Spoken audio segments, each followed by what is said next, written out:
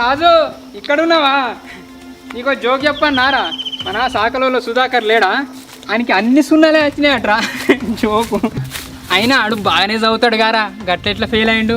కానీ ఫెయిల్ అయిన ఫీలింగ్ ఆయనకి ఏమాత్రం లేదురా. ఏం పట్టనట్టు ఆరాంశగా తిరుగుతాడు. అరే నేను కూడా ఫెయిల్ అయినరా. తెలుసురా, అయినా నువ్వు అన్న అంత చదివేటోనువా? పీక్తే వీకెండ్ బాధపడకు. బతక బుద్ధి అయితే లేదురా, నేను చచ్చిపోతా. అవునా? సరే ఎప్పుడొస్తావు?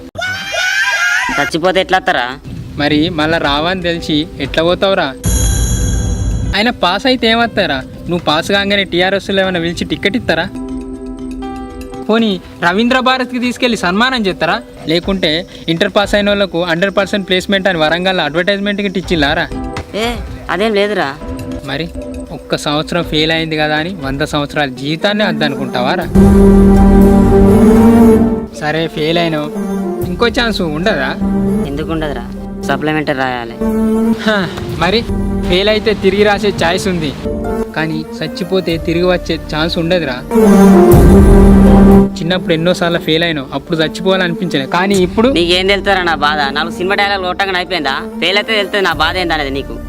రే నేను కూడా ఇంటర్లో ఫెయిలే అయినా, మర్చిపోయినావా? అరే మీ వాళ్ళు నేను ఎనికేసుకొస్తారా, కానీ మా వాళ్ళు అట్లా కాదు. అరే చదువులో పాస్ అయితే నెలకింత నిరుద్యోగ వృత్తాన్ని వస్తుంది, అది కూడా సాదా కాకుంటే బతికేందుకురా భూమికి బరువు సావు అన్నారు. ఇక నేను ఎందుకురా బతికి? మరి నిన్ను సావు అన్నోళ్ళు ఒక్కసారి కూడా మంచిగా బ్రతుకురా అని ఎప్పుడు అనలేదా? ఎన్నోసార్లు అన్నారు.